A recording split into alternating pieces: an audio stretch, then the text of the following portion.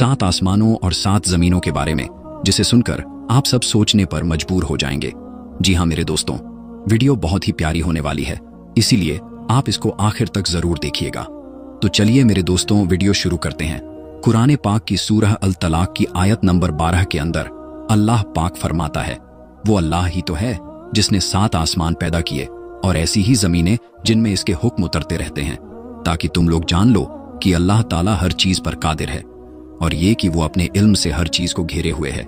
इसके बाद सूरह अल बकरा की आयत 29 के अंदर अल्लाह पाक इरशाद फरमाता है, वही तो है जिसने सब चीजें जो जमीन में हैं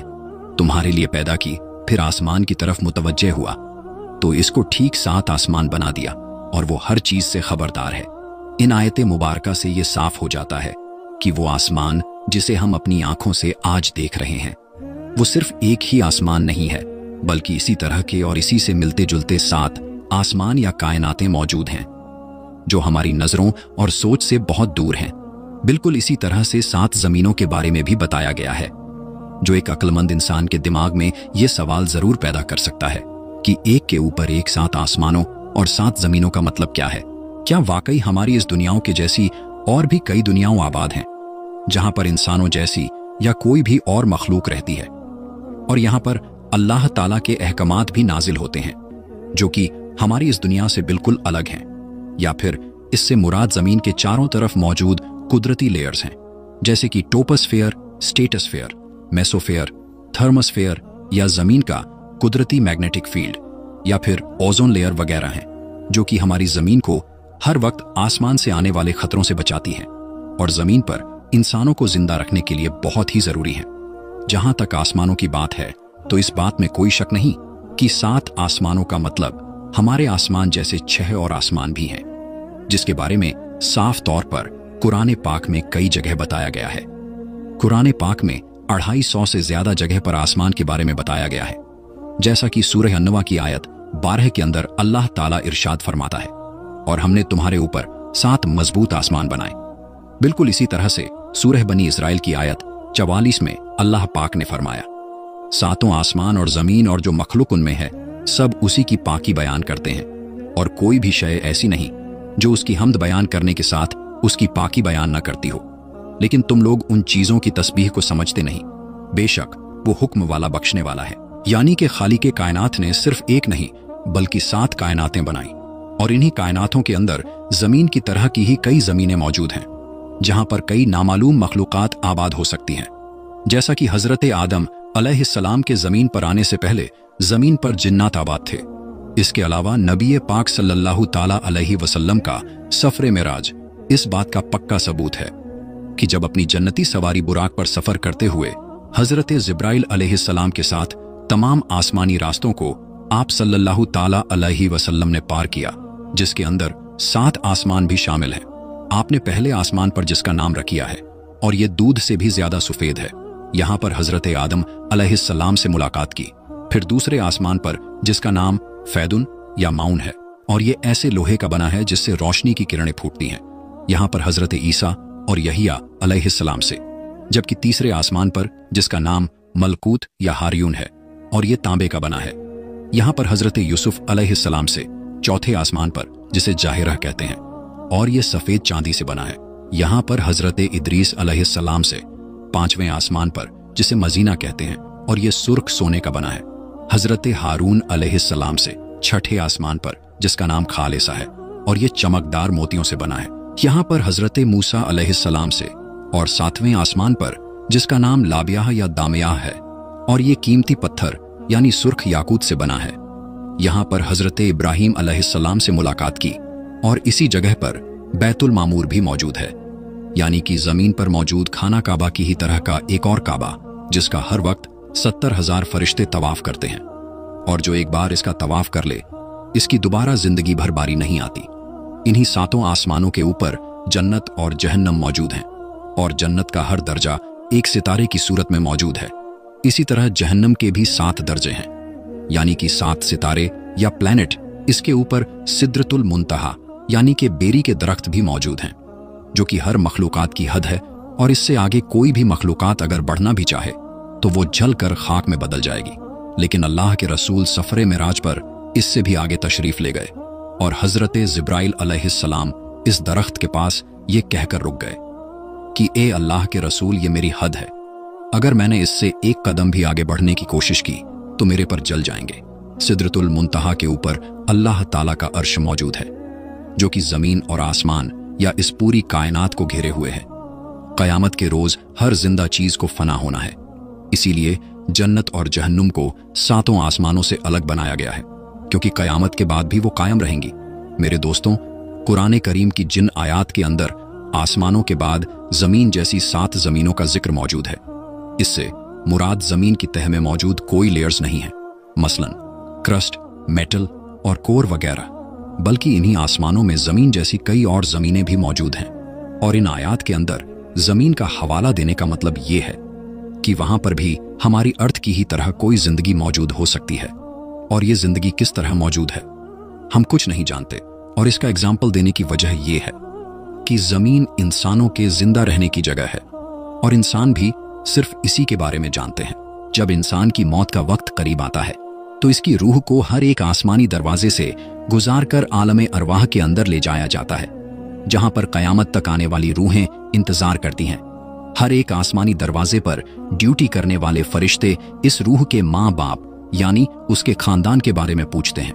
और फिर उसे इस दरवाजे से गुजरने देते हैं। जैसा कि सफरे मेराज पर हजरत जिब्राइल अलैहिस्सलाम ने नबी पाक सल्लल्लाहु ताला अलैहि वसल्लम का हर एक आसमान पर तारुफ करवाया यानी पहचान करवाया, और इन ड्यूटी करने वाले फरिश्तों ने खुशामदीद कहकर दरवाजे खोल दिए। हदीस मुबारका के अल्फाज हैं कि पहले आसमान के मुकाबले में दूसरा आसमान इतना बड़ा है जैसे किसी जंगल के अंदर एक अंगूठी मौजूद हो। एक बड़े जंगल के अंदर मौजूद एक अंगूठी की हैसियत क्या हो सकती है, यकीनन आप भी इसका अंदाजा लगा सकते हैं, यानी कि न होने के बराबर। इसी तरह और फरमाया कि दूसरा आसमान पहले आसमान के मुकाबले में इतना बड़ा है कि दूसरे आसमान को जंगल समझ लो और पहले आसमान को एक अंगूठी जो इस जंगल के अंदर मौजूद है। और इसी तरह से 7 आसमानों के बारे में आपने यही बताया कि इन 7 आसमानों के अंदर हर एक आसमान दूसरे आसमान से साइज में इतना बड़ा है कि हम सोच भी नहीं सकते,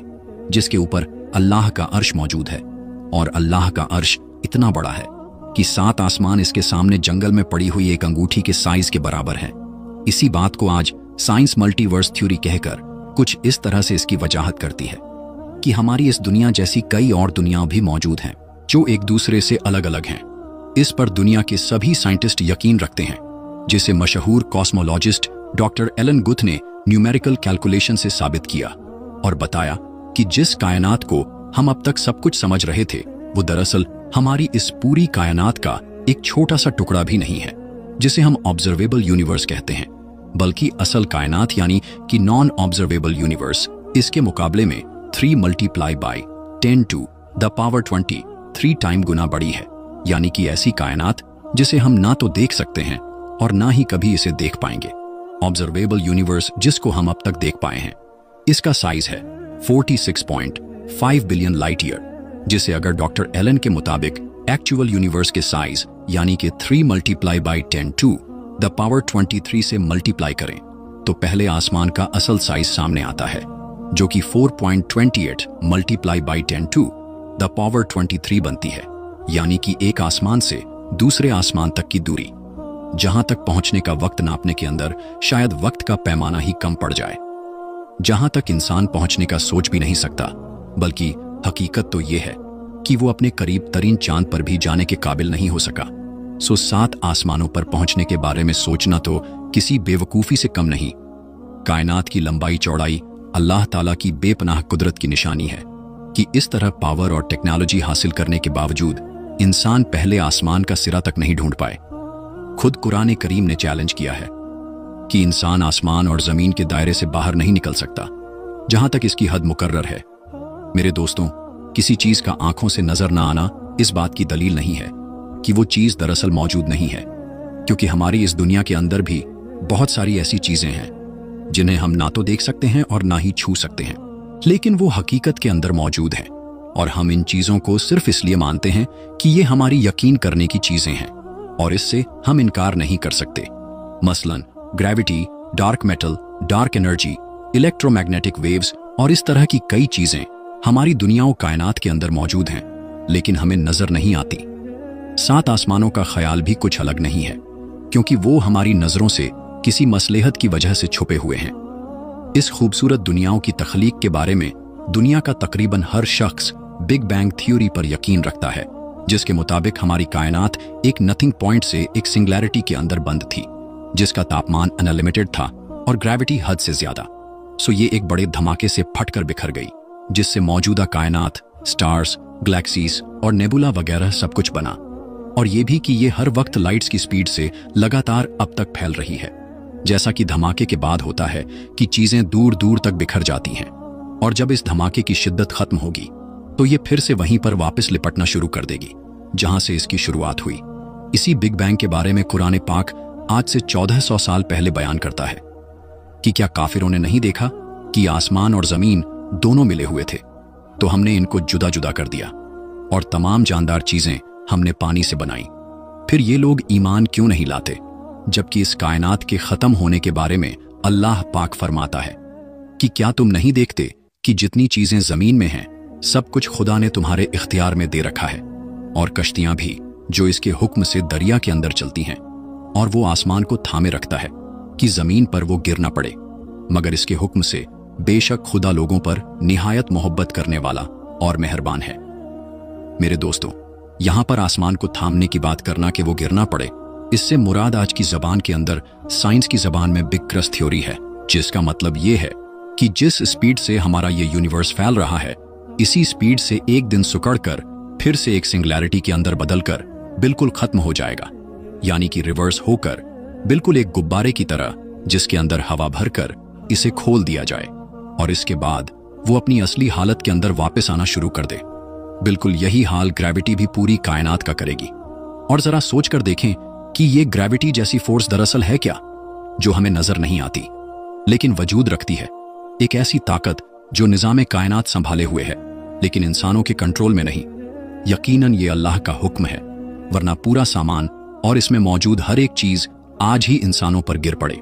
आज से 1400 साल पहले इस कायनात के बनने, इसके खत्म होने